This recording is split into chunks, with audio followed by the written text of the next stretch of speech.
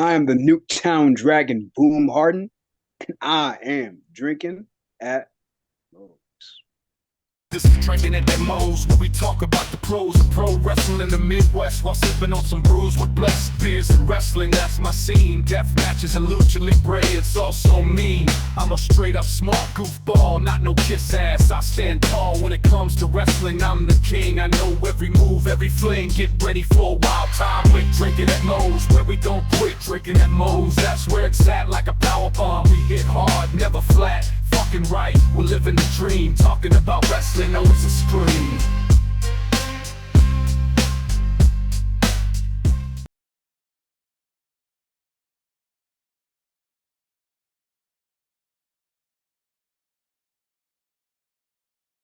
All right, everybody, taking time out before we get this show started.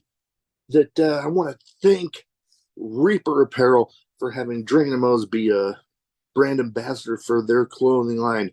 They got good stuff. They got t-shirts, they got hoodies, they got beanies, they got lots of great stuff, encouraging everybody to break out of their comfort zone, live their best self, and hey, it's something I try to live every day.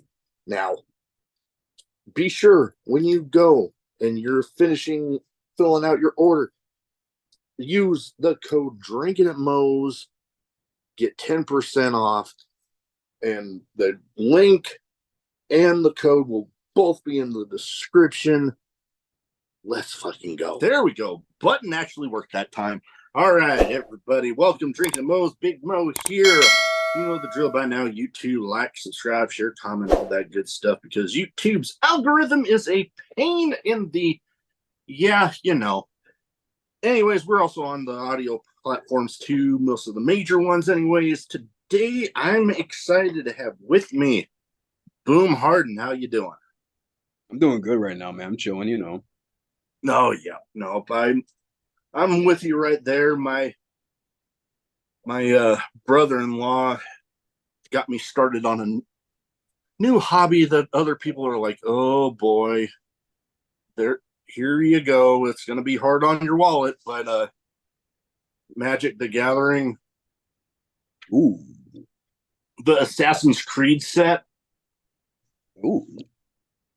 Oh yeah. So he's been filling me in on stuff. I've been, reading up on stuff, so I'm having fun. But we are here to talk a lot of wrestling, and we'll talk about stuff outside of it too, because Lord knows I get on enough tangents on this show. But hey, that's what a lot of people say. They love the entertainment out of laughing about it. So hey, win for me. But first thing I'd like to start off with everybody with is what got you started as a fan, and then what got you finally deciding to make that leap into the business? So what got me into wrestling as a fan was really a couple different things. Mostly was I had an older cousin who played the SmackDown vs. Raw video games, particularly SmackDown vs. Raw '06. Mm. I played that game like whenever I could with him. And also, I had a good friend in preschool who was just telling me about wrestling, talking about like all these different guys. And I hadn't really seen wrestling yet. I didn't know where to watch it until I want to say one night in like '07. My dad just came home from work and he just turned like, "Hey, you want to watch wrestling?" I'm like, "Yeah." And it was like the go home episode right before the '07 Royal Rumble, SmackDown. Ooh, nice. That those go home shows, at least at one point, they're starting to get back to that, where those were like, if you were wanting to make sure you didn't miss a show, it was those ones right before the big events like the Royal Rumbles, the Manias, and that sort of stuff. There was a little while where, my humble opinion, it got a little wacky, but hey, right now they're doing pretty damn good for themselves. So hey, I agree. now, what was it that got you started? Thinking you wanted to make that leap into the business. So I really like funny story, little side story. So I remember one day in kindergarten, it was career day. Everybody like took like little pictures, being like, I'm a race car driver, I'm a chef, I'm an astronaut, I'm a doctor. I remember I was bawling my eyes out because I had no idea what I wanted to be. I had nothing. And I had this one really awesome teacher, Miss Capasoli, who went to another teacher named Miss Austin. Another one, she was my first grade teacher, actually. Great lady, miss him to death. Miss Austin's little brother had a toy replica United States Championship belt. Miss Ooh. Capasoli knew she knew how much I loved wrestling. So she said, well, why don't you just say you want to be a wrestler? And so, like, I still have the picture. It was like little me, U.S. title belt, holding up muscles, and in like that yearbook, that little like end of school yearbook that we all got, I wrote, "My dream is to be a WWE champion." And I want to say like that was like my goal for like a little bit, and then like I kind of fell out of it. But then like around the time I turned 13, I started getting back into wrestling again.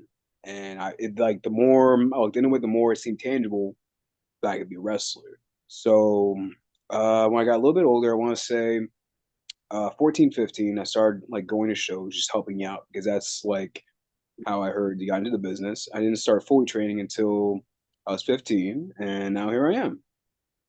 All right. And, speaking of the place that you got trained, a lot of people might not realize, you know, thinking way back to some of the early days where they were like heavy into death matches and stuff, but the CZW Academy, that brings up a lot of memories for a lot of wrestling fans, going back to, you know, the Cage of Death days and all that. And correct me if I'm wrong, but they seem to have kind of floated away from that a little bit. I mean, they're starting to come back with some of the deathmatch tournaments and stuff. Yeah, that was really full disclosure, I no longer work for CZW. I have not worked for CZW since December, but I'm still very knowledgeable of what they're going on. And that was a tactical thing on DJ's part because his big goal, his whole thing is that he wants to be a television property. He wants CZW to be television because in order to be, I think that you're something in wrestling no matter what, as long as you have a positive impact. But in order to make big money, like order to like really resonate, you need television. Yeah. And to in order to be on television, you need to be appealing. And to be appealing, you need to take away blood and guts. That's really what that was. No, and you know what, that really does make sense when thinking about the television product, because yeah, you see places on the streaming services like IWTV and Triller, it was Fight TV, but they it's not really the same reach as, the national TV, channels and stuff. So that's the end goal. Then yeah, it makes sense to have to taper it back, because I remember on, I'm wanting to say it was the Rise and Fall of ECW DVD that was a conversation that Paul Heyman brought up when they got that the TNN deal, and him getting told, you're going to have to cater to sponsors and stuff now. So a lot of the stuff they were famous for, the blood and guts sort of stuff, they were getting told, have to taper it back a little. So it makes sense thinking back all there. What was your, I know you don't work there anymore, but what was your experience like with the CZW Academy? It was good and negative, but let's talk about the good. It gave me a foundation for being the wrestler I am now.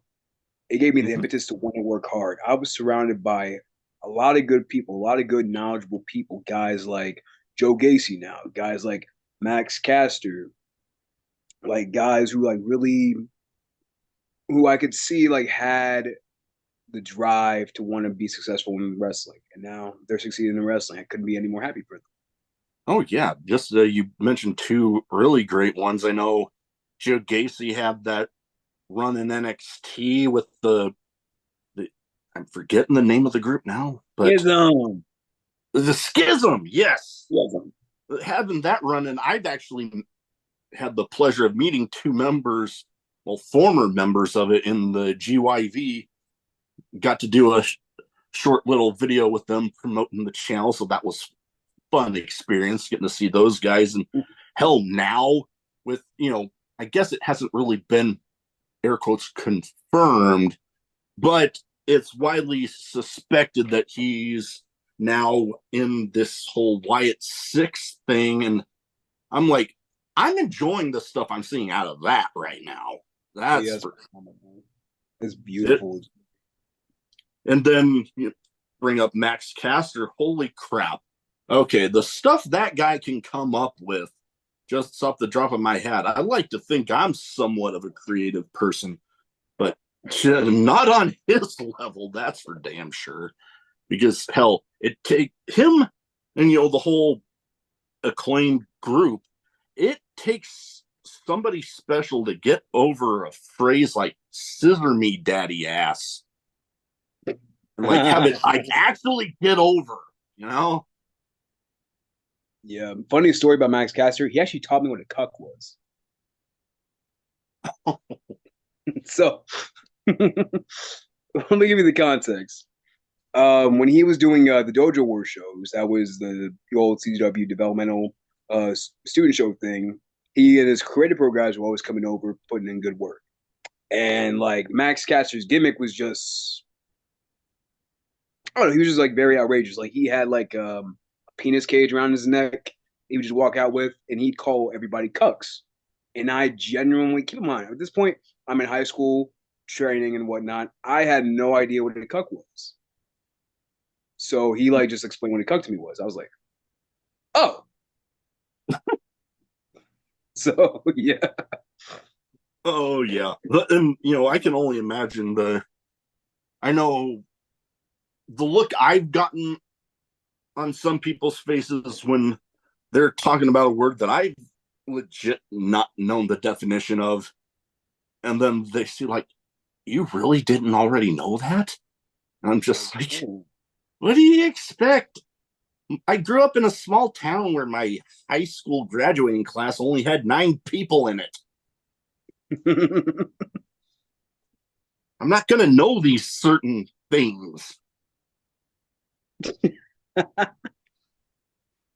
But going on from there, I like to talk with everybody about how they came up with their in-ring personas, because I know the first little bit can be that bit of a feeling out process. What's going to work? What do you really latch on to? And then, once people actually find it and, the crowd really latches onto it as well, then it's like, boom, you're off to the races. Yeah. So as far as like me being me, I think that it's really been like a struggle of like just being comfortable being boom. Where like a lot of the guys I admired, they were very stoked. They very much had a presence about them. And for a long time, I didn't really have that presence, but I was trying to fake it. Hmm. And that didn't really work out. So the more I realized that just be boom. Boom is I'm a very complex person, but whenever somebody meets me, I tend to be very jovial, very outlandish. If you have a conversation with me, I can just like say the most random things, but at the same time, I'm very nerdy and knowledgeable. But Yeah, I always make an impact. I always leave an impression. that And with me being who I am now, I always make sure I leave an impression. When I make my entrance, I'm very loud. I'm very bombastic. You know that you're gonna get something good.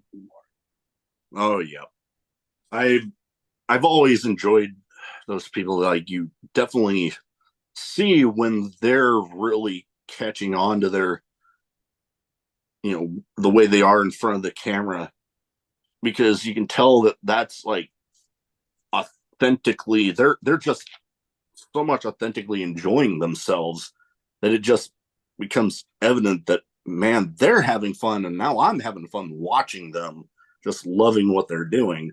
And God, now that makes me think of if I ever got the chance to actually do it, but with my bad back, I don't know. But I've always dreamed, one of my all-time favorites, Stone Cold Steve Austin.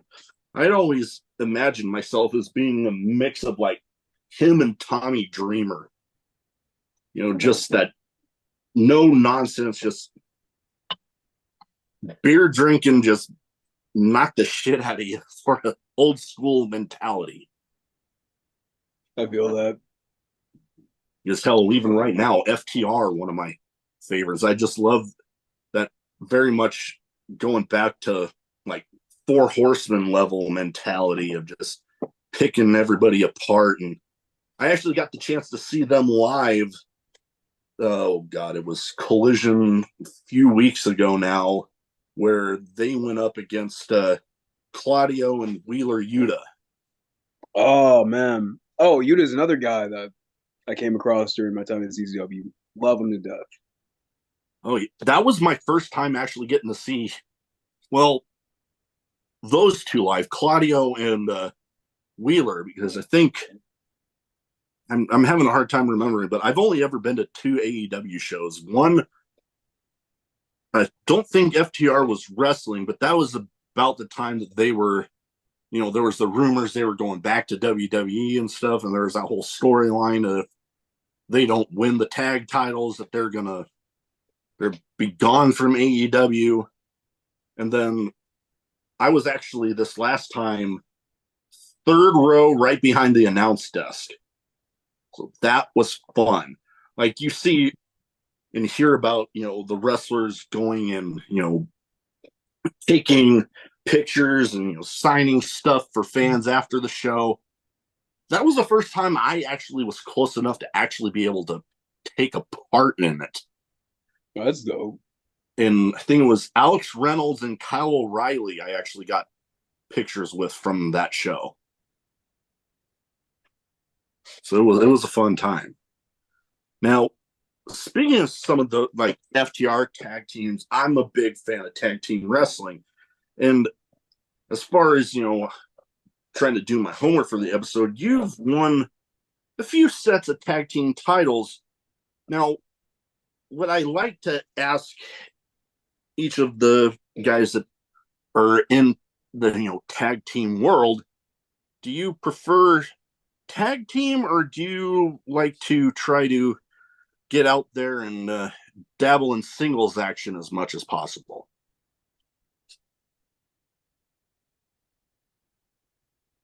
That's a hard question to answer, only because I think that both have incredible benefits.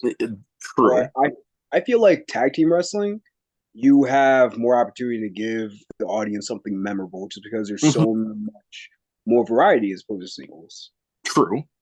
But I think that with singles, you can tell a much more focused story. Yeah. No, I can definitely agree with you there. There's so many variables with the tag team wrestling that, you have that much more of a chance to show certain things. But then, singles action, you get that more focused approach where it's like, okay, it's just the one-on-one, the two people in there. And I've always kind of liked the tag team wrestling. There's just that excitement of, especially when somebody's like crawling towards their corner and you're like, oh, are they going to reach it? And, oh, getting pulled by the leg, or, oh, they leap just in time. Something about it I've always loved. Like, hell, Legion of Doom back there, two of my all-time favorite tag team members. But yeah. Rest in peace, Animal and Hawk, baby. Rest in peace, Animal and Hawk. No, most definitely. I got to see them both live once, but never got to actually meet either of the two. They were like bucket I was list. blessed enough to meet. I met Animal one time. That was a blessing. Nice.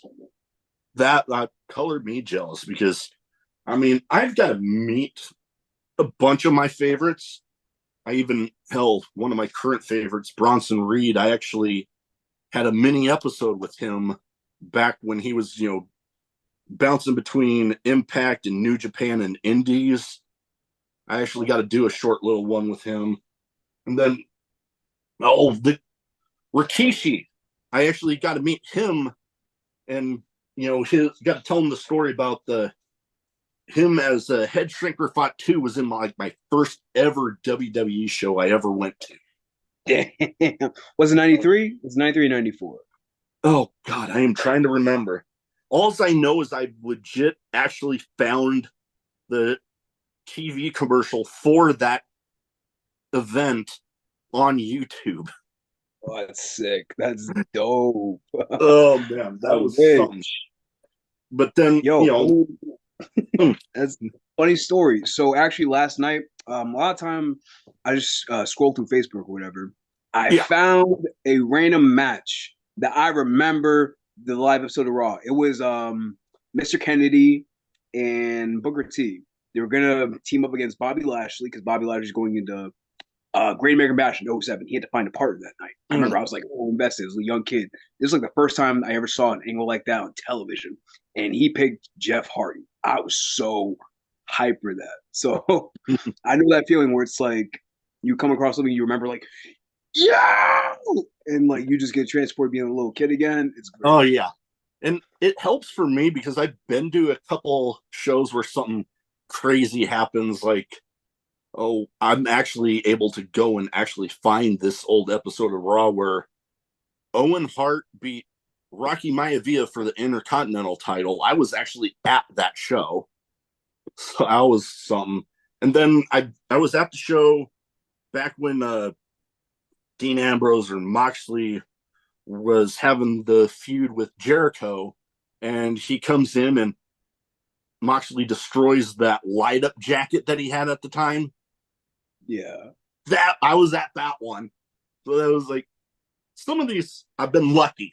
I'll just say that.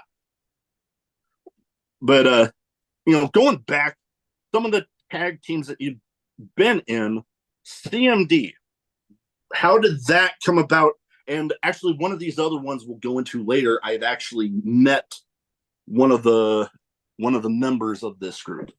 The Okay. other one. Got you. So CMD came about because myself and Deshaun Pratt, we are both raised and born and raised in Camden, New Jersey. Now, a general consensus and perception of Camden, New Jersey is that it's a very rough place to live. So, both being in CZW time, Deshaun making his long way return to CZW, we were paired together as a tag team and just go out and present ourselves as two brothers from the same place, looking to make the best of ourselves. That was what CM did. And then the other one that I was wanting to talk about, Bless, because I have, when doing my homework and seeing the members of this group, I have actually met one of the members or former members of this group, Casey Navarro. I actually, same show that I did a recording with going back by Bronson Reed, or aka Jonah at the time. He was actually Casey Navarro was actually there, and he, well, I guess still technically the Warrior Wrestling champion. So that was a fun show, getting to see them, and I actually got to tell him a story. One of the last times I met him at Sammy Callahan's promotion, Revolver, that there was a moment in his match at Warrior Wrestling where he dove out into the crowd onto his opponent that night, Mike Bennett.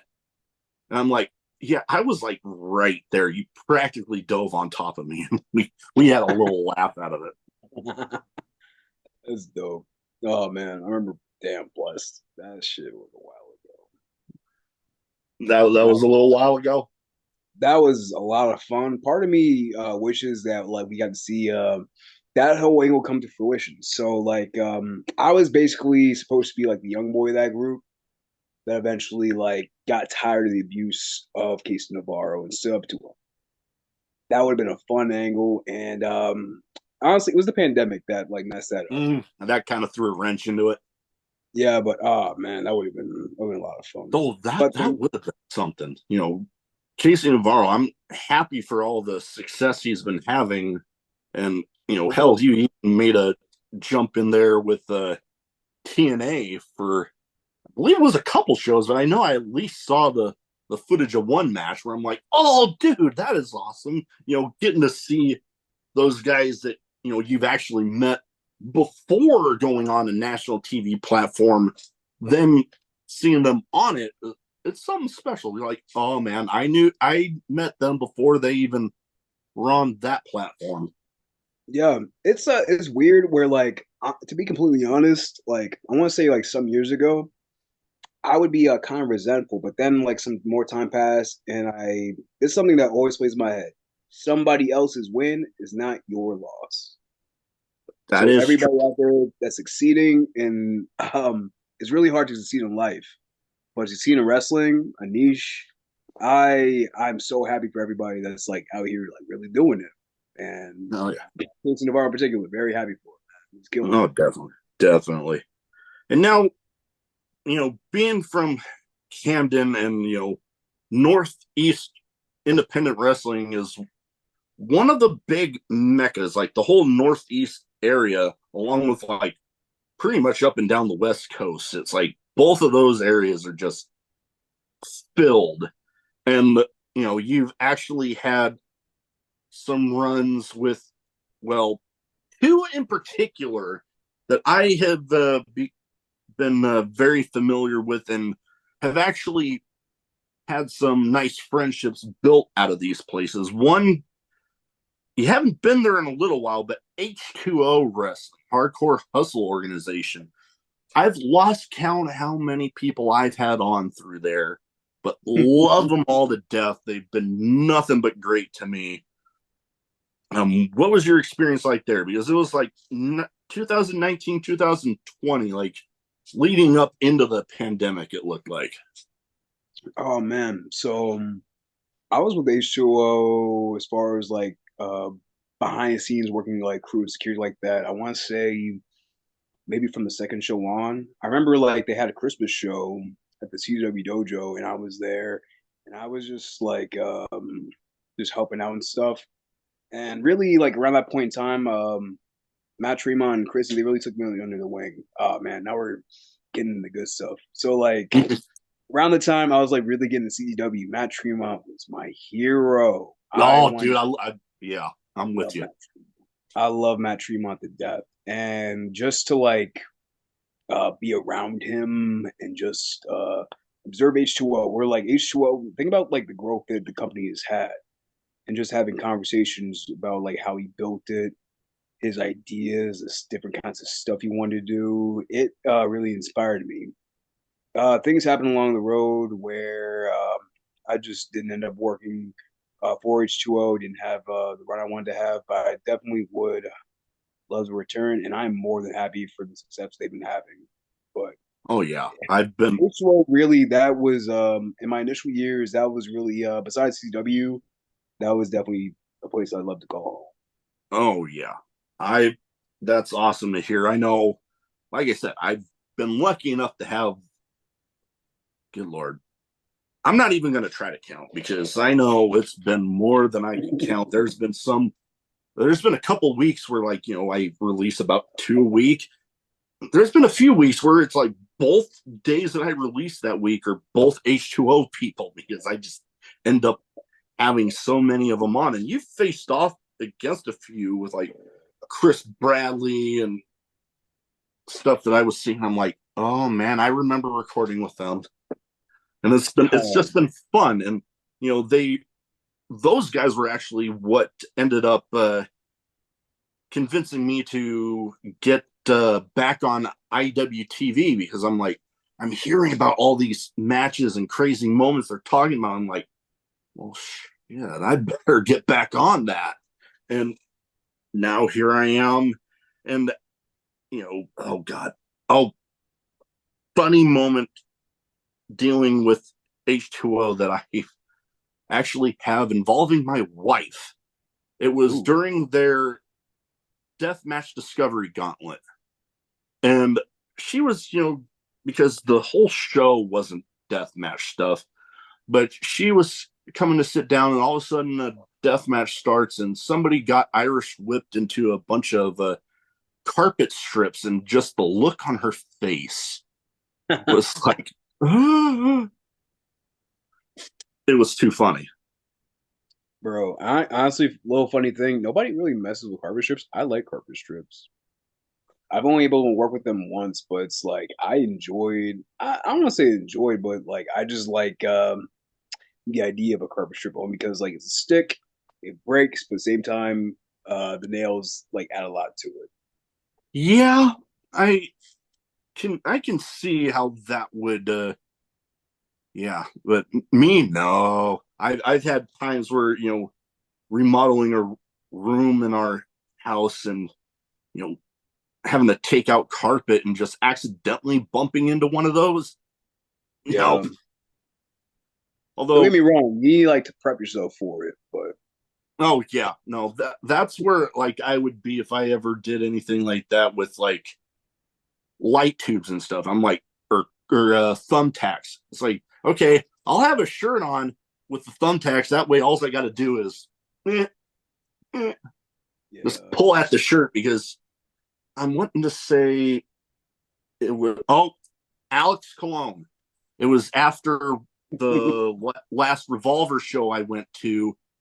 There was a moment in their match where he, thumbtack bump, and it was the damn intermission, and apparently he still had some in his back, and Jessica Havoc was right next to him. It's like, can you just take some of these?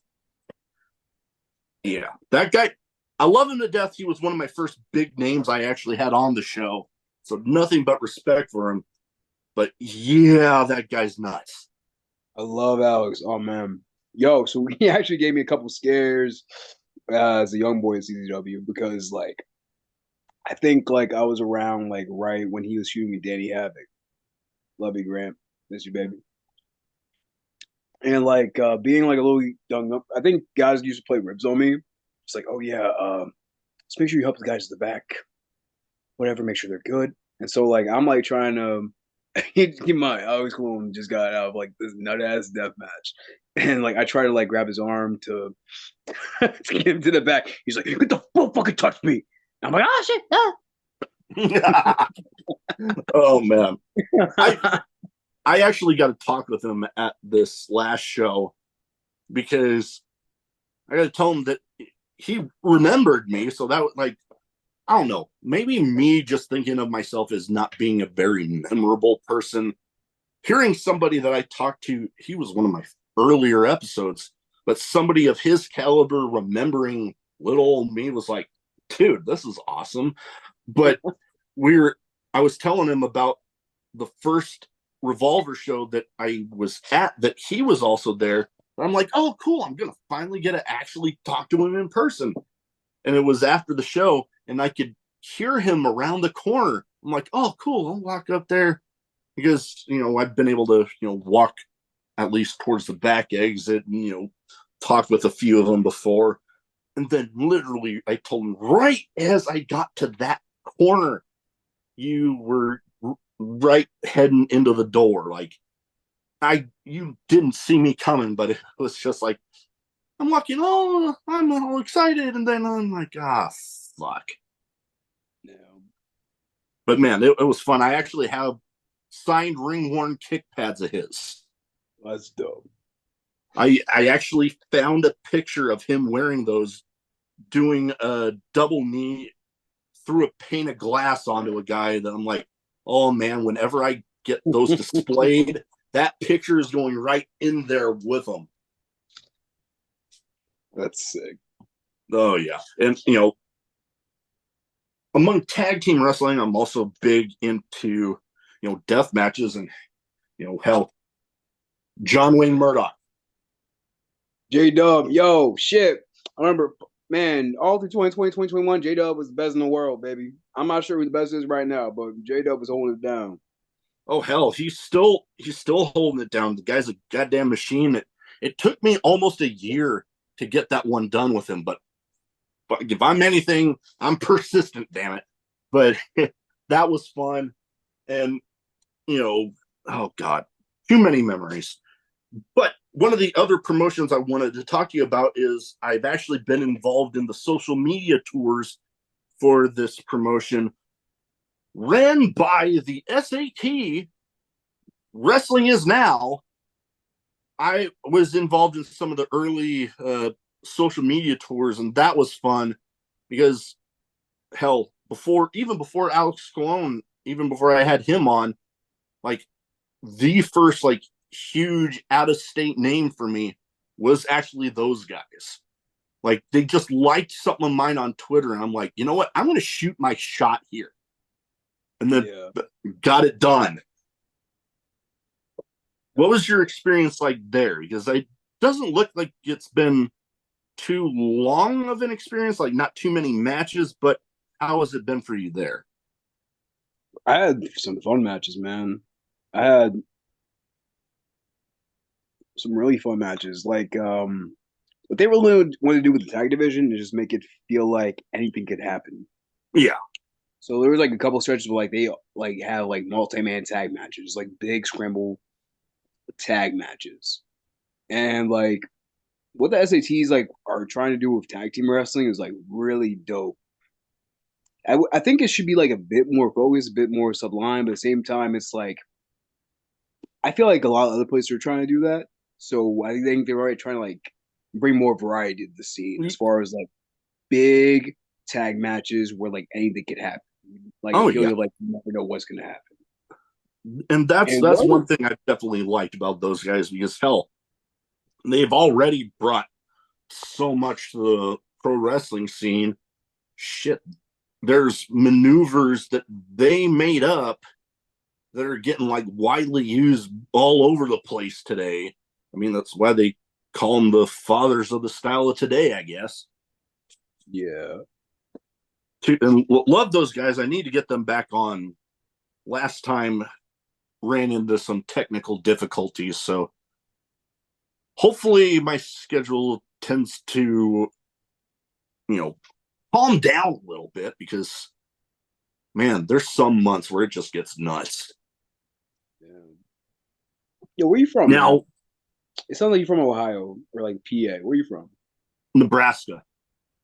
How the fuck? Nah, dude, because you talk about going to Revolver and shit. You talk about going to H2O and shit. So I'm thinking like, okay, maybe he's from PA, maybe from Ohio. You're from Nebraska? I've You never currently live in actually Nebraska? been I've never actually been to the H2O center.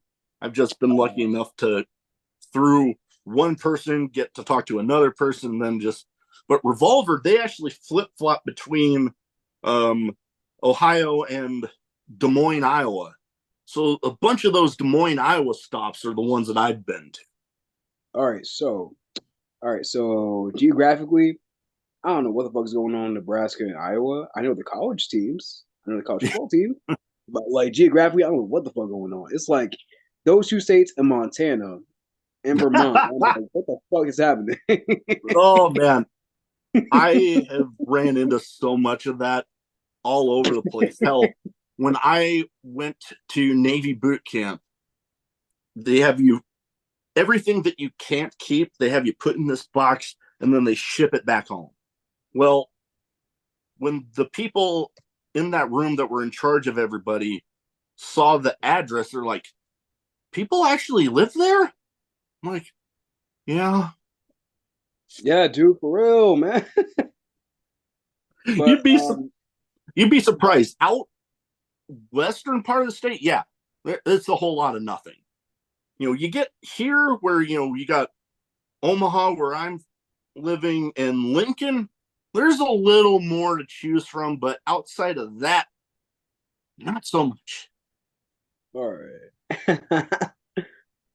Oh, especially when you get to college football season, man. The interstate between Lincoln and Omaha. If you like seen some of the first episodes of The Walking Dead, where it's like one side of the interstate is all like nothing, but then there's one that is like just bumper to bumper abandoned cars and shit. It's kind of like what the interstate on the way to Lincoln for a football game day is like. Oh shit. Oh man. I can't wait. I think the 12 team playoff is gonna work. I've been thinking about I'm that. hoping. I'm hoping. Give some more people some chances because it just I don't know. For me being over here and I a lot of my time in the Navy was down south in, SEC country, but it's like, good Lord, is anybody but the SEC ever going to get chosen for these damn things? Maybe a team from the Big Ten. I hope. I mean, I'm not saying, my team that I would love to have in there is anywhere close right now, but we're improving. Nebraska's improving. So we'll see. Hopefully this year we can beat Iowa and I can rub it into Mander's face. No. I've actually got a joke with him, and because it's always been pleasant interactions anytime I've met him, but I actually told him the last time, we've never had a bad interaction. So who's saying a Hawkeye and a Husker couldn't get along? And we both just laughed. He loved it. That's a It was a good time. One thing I wanted to get to before I move on to my two categories is I saw a few stops in wrestling in Germany. What was that like for you? Because I am actually part German, Irish, and Scottish. So it's like seeing, there's been some big stuff coming out of a couple of promotions in Germany. So it's pretty cool to see. So being in Germany was dope. Pretty much like our daily schedule was just like train as much as possible every day. So like in terms of like being like all about wrestling, because like there really wasn't much else to do. I still had like a lot of fun. Like there was one day we went to Amsterdam, and so all right, so the most of all training every day. I had a lot of great trainers. Robert Dreisker, uh, my man Rotation, Axel, love him to death. And also my boy Yuval Goldschmidt, very underrated wrestler out of Europe. Everybody needs to pay attention to Yuval Goldschmidt. And then later in Pierre Tahani, just training pretty much like two, maybe sometimes three times a day. Eating German McDonald's, was the best McDonald's in the world. And maybe later tonight getting some what they call French tacos. It was really a quesadilla, but it was quite good. But just like training every day. So like the training facility at WXW was like an MMA wrestling gym mix where like it was mostly like an MMA gym, but like over in the corner behind the door, they had the WXW training facility. And apparently like when the Americans showed up, like all 11 of us, like people weren't paying attention to what was happening, but like we were just like so loud and so rambunctious and so unapologetically American, I guess, that everybody would just had to stop and just see what was going on. It was being in Germany was a lot of fun. I had like I was very homesick though. Like I was worried about my family. I missed a couple of birthdays. My grandmother was ill at the time. God bless, she's healthy now. God bless. Still got her. Love her to death. But it was just like a lot of just like grinding out. But get back to the time we went to Amsterdam. We got on a train and just like in the movies, there was a football team, a youth football team on the train. It was early morning. It was like some kind of German holiday. And they were just being like chanting songs, singing songs, and we had a choice. We can either be 10 in the morning, mind you. We can either be with the people that are being annoyed, or we can choose to be with the annoyers. And we started singing with them. We started drinking with them all the way to Amsterdam. And then like we made like fast friends. We said goodbye, and then we get ready to go on the next train. And on the next train, there's football teams on the train too. So we just kept walking out with them all the way to Amsterdam. Oh man, that is awesome. Oh It was man. beautiful, man. And It was, I would have been, not to interrupt you, I would have been right in there with you because dude. I'm just that type. I love, just that rambunctious goofball type stuff. Yeah, especially like when you're in a foreign country where, as an American, you're still very aware because it's like you don't like want to do like some dumb shit that could like Yeah. get you. Like, yeah, because like I was paying attention to the Midnight Express way before I came, where I'm like, yeah, let me watch my damn toes. But it's like same time, it's like I don't have a job right now. I'm out here. Let's fucking go. That was a lot of Yeah. fun. Because hell, I'm the type that when I'm at the wrestling shows, I'm that fan that I make it my mission to make somebody a crack. I don't care who, wrestler, referee, ring announcer, commentator, photographer, somebody. I'm getting somebody to crack. And I've been lucky enough. I've gotten some good ones. I know an NXT house show. I'm forgetting who, but he had a fitness gimmick, and there was a water bottle in the corner. And I actually, one time I got him to look at me and just like, ugh.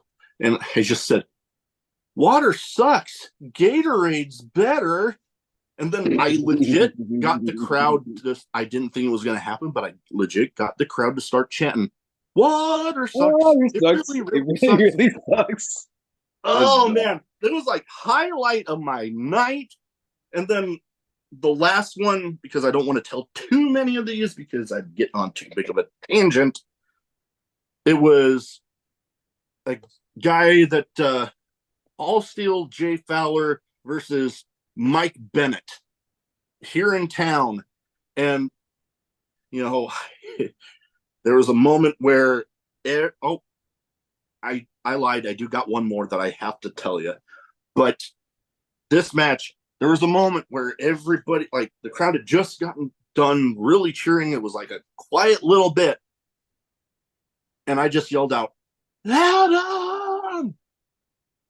And you could see Mike Bennett just look down like he was trying to hold it in. And then I got to talk with him after the show, and he's like, dude, you popped the hell out of me. I'm like, yes. And I've actually got one at a live TV taping. It was right after Tony Storm had just made a comment on Dynamite, where she talked about Mariah May slapping the tits off her opponent. And I'm like, oh, because that Saturday I was going to be at Collision. I'm like, oh, shit. I already know what I'm doing because I found out Tony Storm was going to be in a match that night. And I yeah. found the same moment. Crowd had just came off of cheering really loudly. And then I just yell out, slap her tits off. And, her butler guy just looked over like, what the the only part that's a little bummer of that, I went back to watch that episode, and I could tell when it happens, and it was during one of those stinking picture-in-picture moments. So I didn't get to hear it, but I saw his reaction, and I know that was it. That's dope. Yeah. So, like I said, you on the train ride, and my stuff with the wrestling shows. Oh, I have no doubt I would have just been right along with everybody. Maybe adding to the people getting annoyed a little bit. Yeah. I don't know. You get me going and excited like that. Oh man. It might take me a little while to come down from that. I feel that, man. I definitely do feel that. All right. Now I got two categories here. One's a bit of a name game where I name off some people and you give me some quick thoughts on them. And I try to, as much as possible, theme it towards guests and, New Jersey. So each of these people have, big names from New Jersey. All right. First two, I think it would practically be a sin for a pro wrestling fan if I didn't mention these two names. First off, DDP. Angel. The things that he has done, not only in this business, but for different people, as far as making sure they get their lives back on track, that man is an angel. That man is a godsend. That man is an inspiration. Oh, most definitely. You took the words right out of my mouth. Like, just the positivity that he is able to show, especially in the midst of, some of the losses that he's had recently with Scott Hall and stuff, that and he's still out there helping everybody the way he does, DDP yoga doing wonders, and him bringing in people to his house to help with their issues. Yeah, an absolute angel of a person. Next up, one of my personal all-time favorites, and I definitely think this would be a sin for a pro wrestling fan if you're talking about wrestlers from New Jersey, if you didn't mention this man's name. Who's better? In my opinion, one of the best big men ever in wrestling, the Beast from the East, Bam Bam Bigelow. Oh man, I love Bam Bam. I love Bam Bam.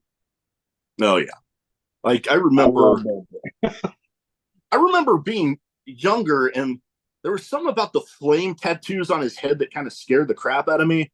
But as grew up and got older, I'm like, a lot of those personalities that when I first started watching that initially scared me a little bit were some of my favorite people. Bam Bam being one of them. And I actually, some of the only figures and Funko Pops that I collect that I keep out of the box are from those that have passed on, and I actually have a Bam Bam one. Oh, that's dope. Bam Bam's so pro wrestling. Oh, He's totally. like, he just fits. He just fits in everything. I love that. Totally. All right. Next one. I've actually got to meet this man and actually have a short little video promoting the channel, much like what I did with GYV. Steve Macklin. He's cool. I like Steve Macklin. He's cool. It's funny because the last match that I was at, there was a moment where it looked like one of the little kids sitting like first or second row got a little scared, but they tossed something out in the crowd and somebody actually gave it to the kid. And I remember hearing Macklin talking about, oh man, I hope I didn't scare him. And they're like, there was a little uneasiness at first, but the dad said, dude, especially after the being given the thing that got thrown out there, the kid was loving the rest of it. So that's dope. But it's funny for me because some of the people that can play the most sadistic sons of bitches out behind the camera, when the camera's off, some of the nicest people ever. Karrion Kross, perfect example of that. That man's a fucking angel. I love Karrion Kross. I've heard that about him, and I can also say the same about somebody I've actually got to meet, and I actually got a signed figure from him back here somewhere. But Swerve Strickland, Shane. Oh my God, Shane. Yeah, I love Shane. He was dope when I got to be around him. I love Shane so much.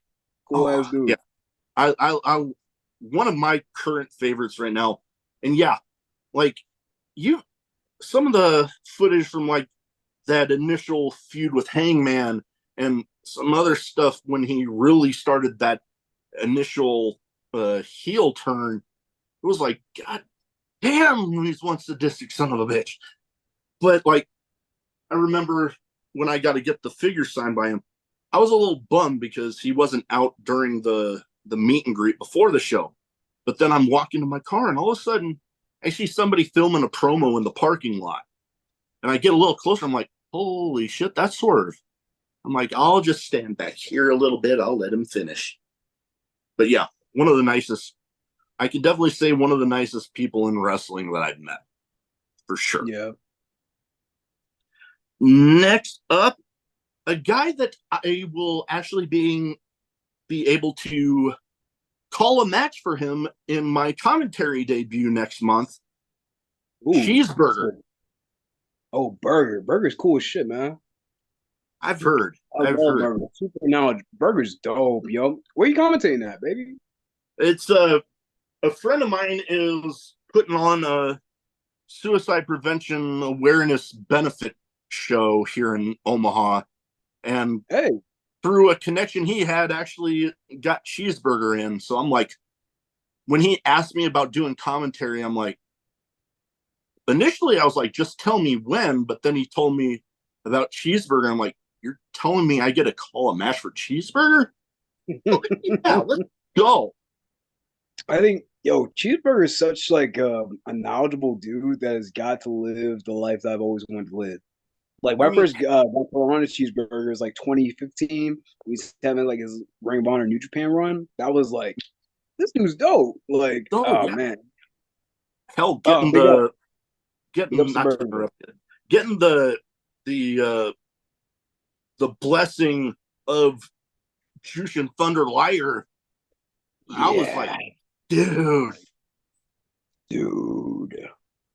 yeah, that's something. When you get the nod from a guy of that caliber, you're like, okay, you know you're onto something special. Yeah, Burger. Actually, quick little plug here. The Worldwide Wrestling Dojo, Cheeseburger. One of my trainers actually, Preacher Phineas James. They're doing great work making the wrestlers for the next generation. So big ups to De- them. The Worldwide Wrestling Dojo over in Pennsylvania. Definitely. All right. Last but not least here, we've talked about him a little bit, and a guy that I would definitely say bucket list material for me to be able to get him on, the bulldozer or killdozer, Matt Tremont. Matt Tremont's he's my adolescent hero. I love Matt Tremont. That Oh, man showed me kindness when I need to be shown kindness. He showed me a perspective of wrestling. Matt Tremont, he only ever wanted his kid in wrestling. And to me, I feel like he's definitely done that. oh yeah. I have the utmost love and respect for Matt Tremont, the bulldozer. Oh yeah. I've only had a couple interactions with him through social media, but never been a bad one. And yeah, no, the stuff that he's been able to do, and even, you know, uniqueness in professional wrestling is kind of few and far between. And, you know, how they were able to do this whole thing from going from the bulldozer and now the killdozer, and that whole, you know, the buried alive match, that was actually one of the first matches I saw when I got IWTV back.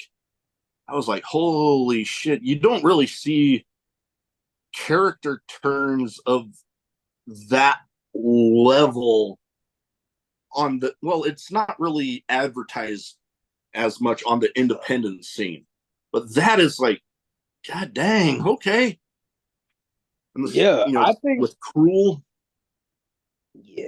I think that like it's very important. So like when I was like I used to help Matt Tremont out. He had a little store out in a farmer's market out here in Jersey. So like we there's a couple times we used to watch like old I want to say championship wrestling from Florida.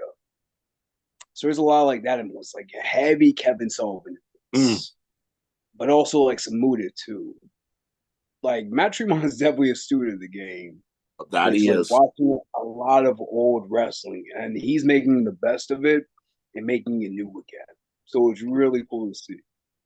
Oh yeah, I'm loving the stuff that he's accomplishing with H2O. And like I said, H2O in general, god dang, nothing but respect for those guys. They've been wholly great to me from, you know, my first interview with, I'm one to say it was Chris Bradley actually, and then now, you know, having had, you know, Peacock and, you know, Papa G and all those guys, it's just, it's been a good time.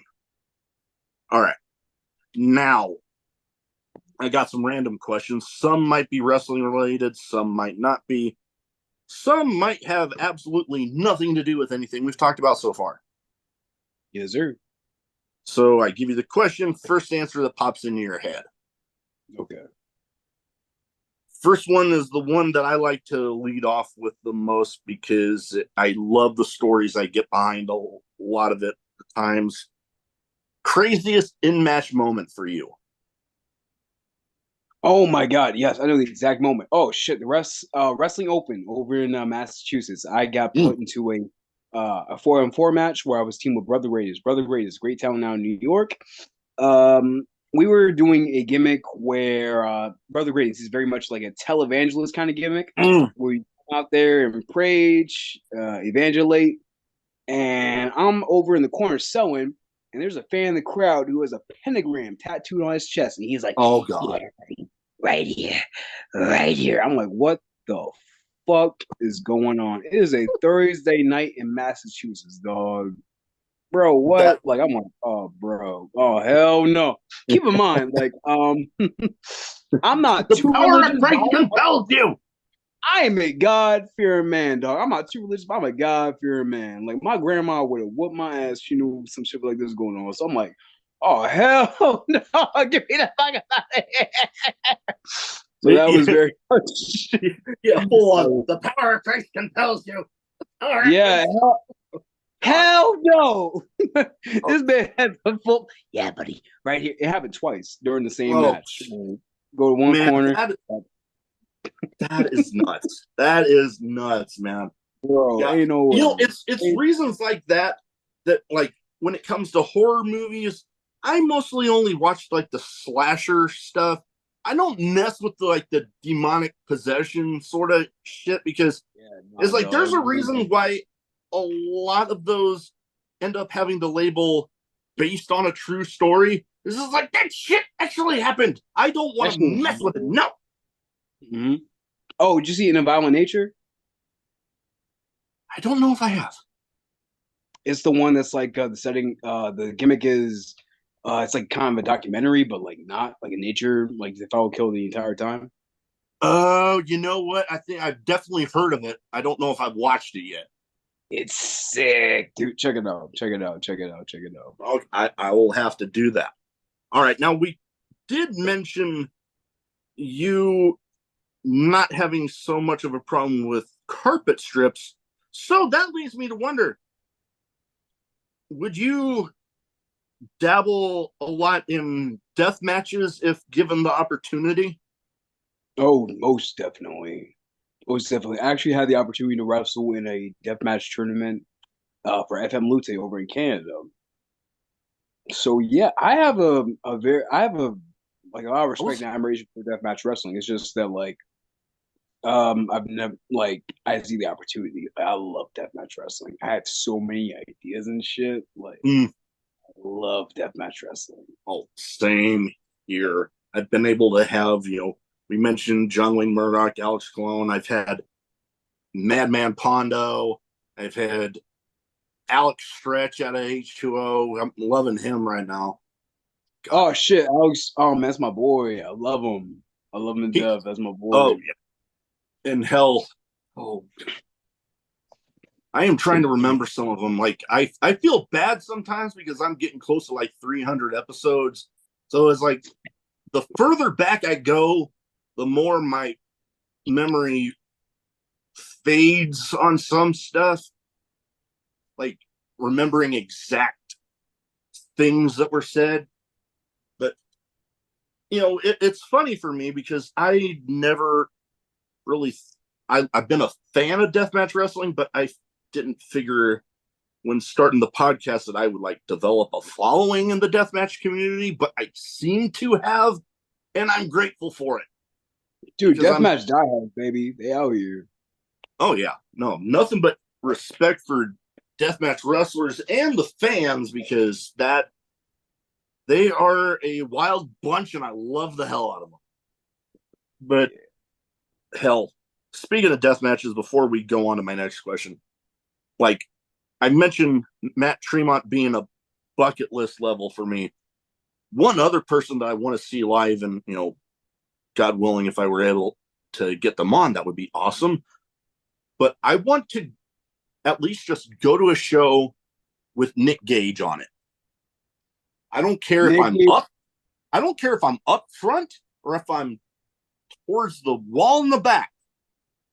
I just know every time I see a show that he's on and that first gong of that bell hits, that whole damn venue turns into a giant fucking mosh pit. And I'm loving every damn second of it. I love Nicky's it, man. In terms of like just a pure passion for what you do and aspirational for like what is it you do and what is it you were put on this earth to do. Nicky's it. I love Nicky. I remember one day I was going to training. I just so happened to see him at a bus stop at Camden. He said, "What's up?" And then like one night he came into training, just like say what's up to everybody, and like he pointed me out. And I love Nicky. And then I remember recently during WrestleMania weekend, I met him went to a GCW show, just like say what's up and like just like hang out and shit. I had a no ring show the next day, WrestleMania Sunday afternoon. I asked him like for some advice. He said, just be creative, and I'll have nothing but love for Nikki, baby. Mm-hmm. You know, funny enough, I've actually been to a no ring show and didn't realize that my ticket was also an entry into a raffle for an event used item. And Ooh. I didn't know that I won until the promoter walks up to me after the show and hands me half a door. Hey, was it signed? Signed by everybody. Let's go. Yeah. The first time my wife saw it, she's like, is that blood on there? I'm like, yeah, I guess there is some still on there. All right. So I've mentioned a little bit about a new hobby of mine, but, behind me here, there's another set of hobbies, really. What would be a hobby you have, if any? Because I know pro wrestling and keeping yourself in ring shape can take up a lot of time. Yes, sir. It varies. I'd say that like in between smoking copious amounts of marijuana when I have the opportunity, reading comic books and watch television shows that I enjoy, going to the gym, trying to get in as much gaming time as I can, man. Yeah, It's difficult like, trying to find the perfect balance. Yeah, I've been slacking on the gaming time, at least video games. I don't have too many of the comic books, but I've been building up or rebuilding really my Ninja Turtle collection. And I actually have the first appearance of Krang, Bebop, and Rocksteady. Ooh. And I have the hardback copy of the whole Last Ronin story. Dude, I love it. Teenage Mutant Ninja Turtles. So, growing up, it was pro wrestling and Ninja Turtles for me. That was my stuff. And actually, and hell, with you saying that you'll get a kick out of this. In my Ninja Turtle Funko Pops, I actually have a couple autographed ones. Oh. I got to, and it was at the same convention that I met Rikishi at. Yeah. There was Townsend Coleman, the voice of Michelangelo from the original cartoon. That's dope. And I got a Michelangelo Funko Pop signed by him. And right next to him was Kevin Clash, the guy behind Splinter from the first two movies. And he's Elmo. That's fucking Elmo. And he's Elmo. He actually did the voice of Elmo over the intercom at that convention. Nah, bro, that shit would have me fucked up. That shit would have me fucked up. I got a Splinter Funko Pop signed by him, and he puts a little something extra on there. So it was like, do you want Cowabunga or I Made a Funny? Like I can't say it without thinking it in my head how he does it in the movie. Oh, I made a funny. I'm like, dude, I made a funny. Totally. So yeah, proudly displaying those up there. Dude, yeah. Yo, that TMNT 90, that's like one of my favorite movies. The part where like they're all around the campfire always makes me cry. Oh yeah. I love that movie. Secret of the Ooze though is my personal favorite of any of them.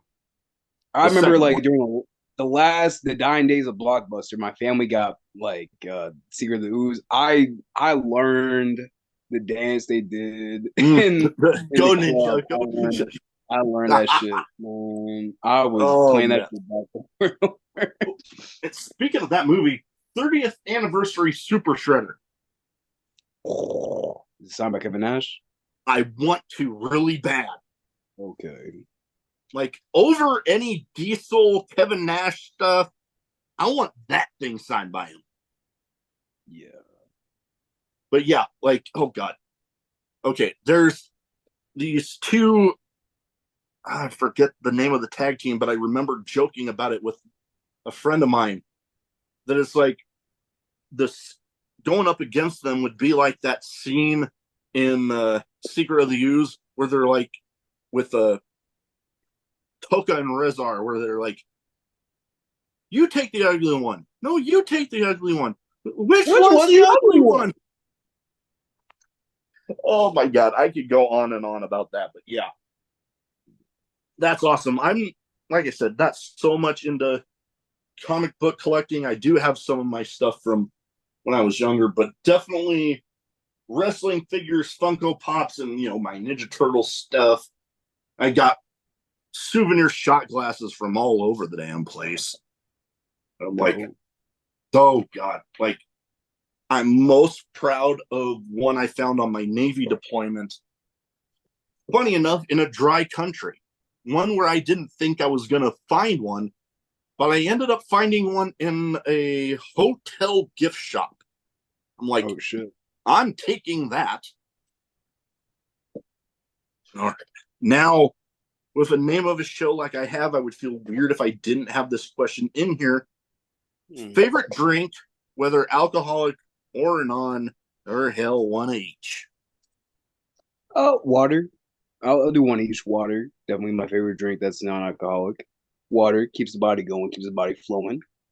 And I guess my favorite alcoholic drink would be tequila, Ah, preferably Don Julio.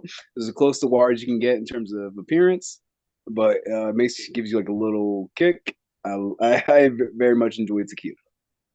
I I do enjoy tequila myself. My two personal favorites, though, are it's either Casamigos that used to be owned by George Clooney and the Rocks one, Terramana. It's dope. I haven't Oh, had Teramo. Terramana is good. Like, I swear, either one of those two, mix that in a margarita. You're gonna want to be careful because you can barely tell there's any damn alcohol in it. It's so smooth. Oh no, okay. Yeah, I had to Wait. stop myself at about three. Ooh, that sounds fun. Oh yeah, I've already had my damn moments where like you know I don't want to condone driving intoxicated or nothing, but I've definitely had moments where one of my little sister's weddings where last thing I remembered was somebody saying you good to go. I'm like, oh yeah, I'm fine. And then I wake up a little while later, completely changed in my parents' basement, laying on the couch, and I'm like, the movie, Man, Dude, Where's My Car? I was like, yeah. dude, where's my car? I run up the stairs, see it Mm. parked peacefully out by the curb. I'm like, okay, I'm good. And I go back downstairs and go to sleep. Did you have a good breakfast though? Yes. There we go. Okay. And then at breakfast, I heard some people got a little crazier than even I did. They were, it was in downtown of my hometown, and they were picking people up off of the curb. Oh man, that's how Yeah, Nebraska does it, baby.